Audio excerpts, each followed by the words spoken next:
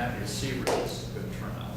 So appreciate Dr. Wallace for making available this venue for us to get together. And for a second time around, guess what? You are going to be in the premier folder that hopefully we're going to submit to the Horn Call as to the organization of our Horn Club. So the other ones who couldn't make it through the, come on, back east, if it's 18 inches or less, we just drive over it. 3 inches around here and everyone gets upset. What a bunch of whips.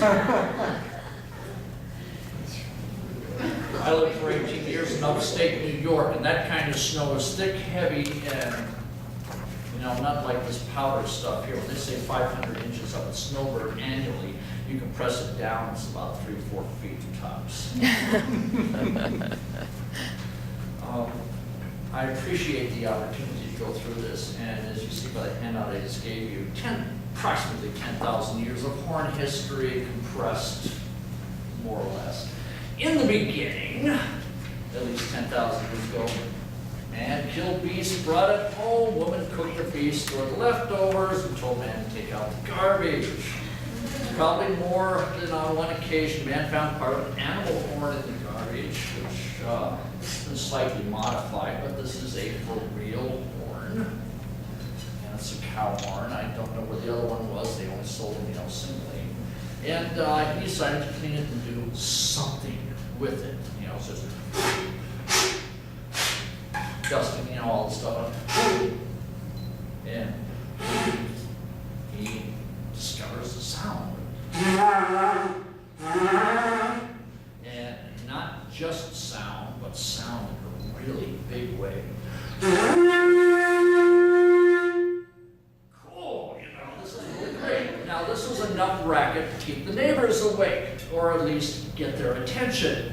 So in an effort to keep up with the Joneses, bigger and louder became better for all the neighborhood.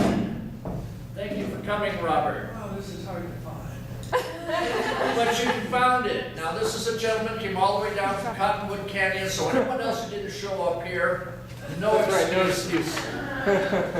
There's some extra right there, handouts there. So, you know, keeping up with the Joneses, and there we get the expression, there goes the neighborhood. And all kinds of garbage, I mean, natural materials were used to make sound, from animal horns to, if any of you don't have one of these yet, it's so cheap, get one, you cut off the end and you might have to file it down to where you get finally, you know, just the right opening on it as a, and you can really rock with this thing. Yes. Go higher. And that's the next portion. That's about it. But you can do, they do that in Hawaii a lot, so you can be diverse with the shells on there. So looking at this, you know, you get sound carried over a distance, and men call them tools, and women call them toys.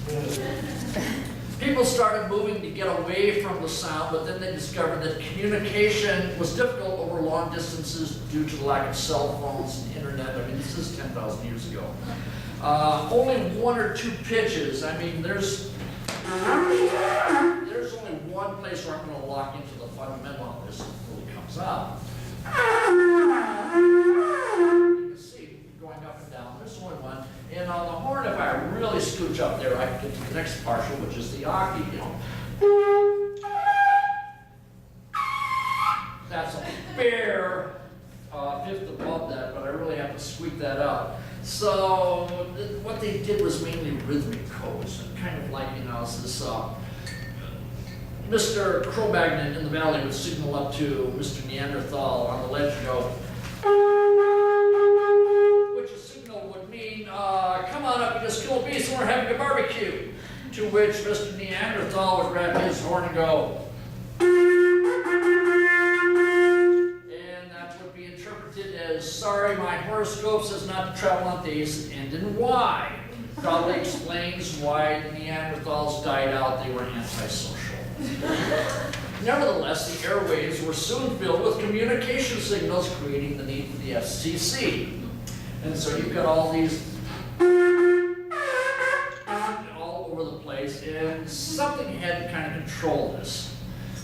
All this commotion going on, it became clear that only responsible parties should be allowed to use horns for communications. That office gradually became filled with important people, higher up in society, and gave rise to class distinction.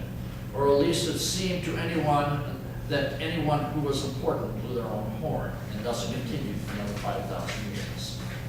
Brings us up to the shofar, or ceremonial ram's horn. This is a ram's horn, and there are 3 different types of horns that are used on this, but this is a for real shofar.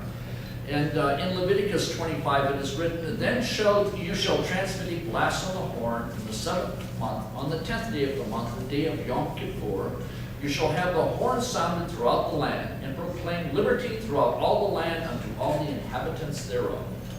It is a ritual instrument of ancient and modern Hebrews, the only Hebrew cultural instrument to have survived until now. Of martial origin, the shofar was a priestly instrument used in biblical times. And you can read in your outline where it goes on there. But I have compliments. YouTube is getting better and better by the year. We're getting nicer, more higher quality videos and better sound on here. And I have a good video of a rabbi who is going to demonstrate the different calls that are used regularly in religious services on the shofar, the tekiah, the shabiron, the teruah, and the tekiah gedolah. And I'll just let him do it better because he's got a big one. He also shows the 3 different ones. So.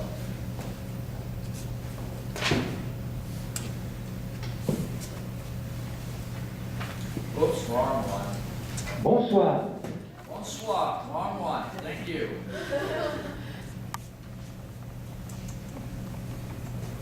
Gotcha.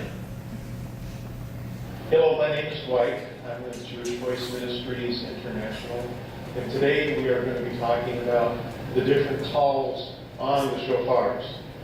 As we talked about before, we have the 3 shofars, the ram's horn, the oryx horn, and the kudu horn.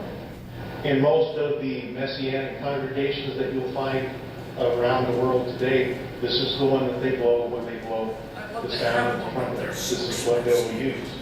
There are 4 different traditional calls, and you won't find them in the Bible, but it's part of the tradition handed down through the years by the rabbis.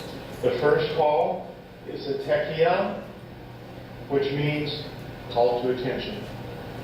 The second one is a shavurim, which is the call to worship. The third one is a teruah, which is a call to war. And the fourth one is a tekiah gedolah, which is a call of peace or shalom. Keep in mind these are just the traditions, but you will find these in many Messianic congregations, these 4 calls blown consecutively. And on the Feast of Trumpets, you do 100 consecutive calls. These will be the calls. Somebody will call out one of the names, like a tekiah, and the shofar player will play that call. Then they'll call out another one, and so on, for 100 consecutive calls. I am going to blow each one of these individually so you can tell what they sound like. And I am going to, as I said, use my favorite horn, the kudu horn, because it has a very nice tone. The first call I would like to do is the tekiah, which is the call to attention. The second call is the shavurim, which is the call to worship.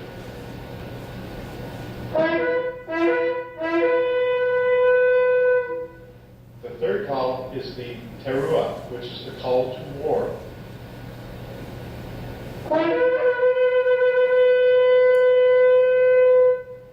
And the fourth call is the teruah gedolah, which is the call to peace or shalom.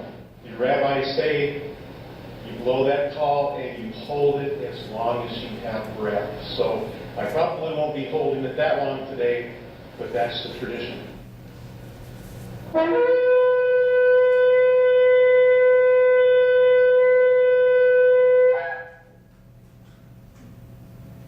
Hello, Dwight. Oh, thank you, Dwight. Trying to get to a nice one, there we go.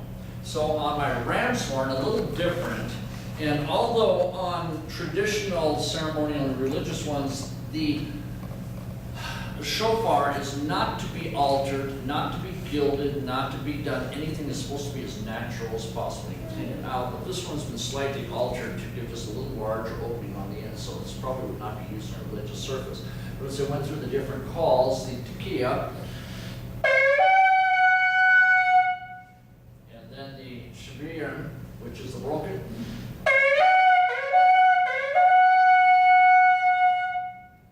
the teruah, the alarm,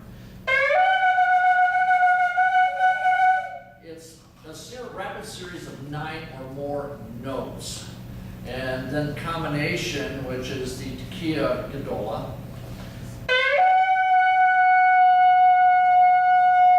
And I held it out this morning for about 55 seconds, so I won't go that long. I used to do my junior high school teaching, when warming up in the band, he says, okay, band, hold your note out, get B flat, constant B flat, hold out as long as you can. Everyone's trying to outdo everyone else, blowing it really loud and so on. I discovered the trick on that was just soft and quiet and easy. I'm watching everyone dropping like flies, and I'm holding on there. So she took a breath, I'm shaking my head while still playing. No. Okay, shofar, so you see where animal horns are going. Now, in the development of the horn, it was discovered that longer is better for several reasons. One, lower pitches travel farther. They really do.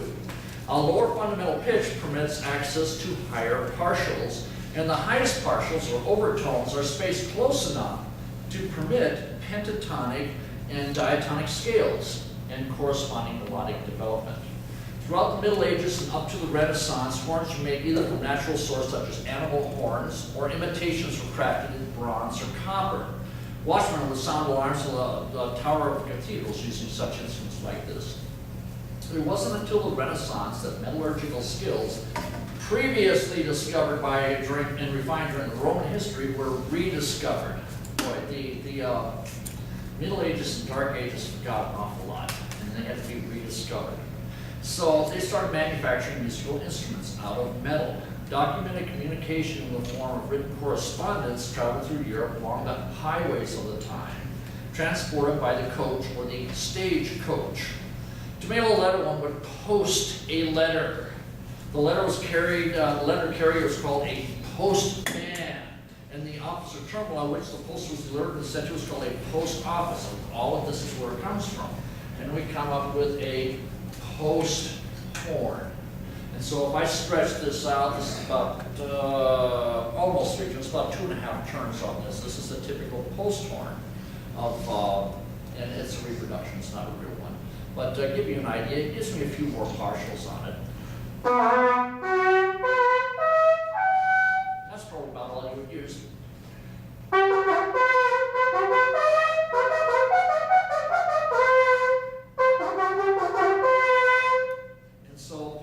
This would be a signal on the coach coming in, letting the office or the station or whatever know they were coming in, get the passengers ready, get the mail ready, post horn, finding out, okay, longer is better. Stretch this one out, and it's probably about this long. Of course now, longer being better, by this time, some wooden horns were already far superior to the metal ones of the time.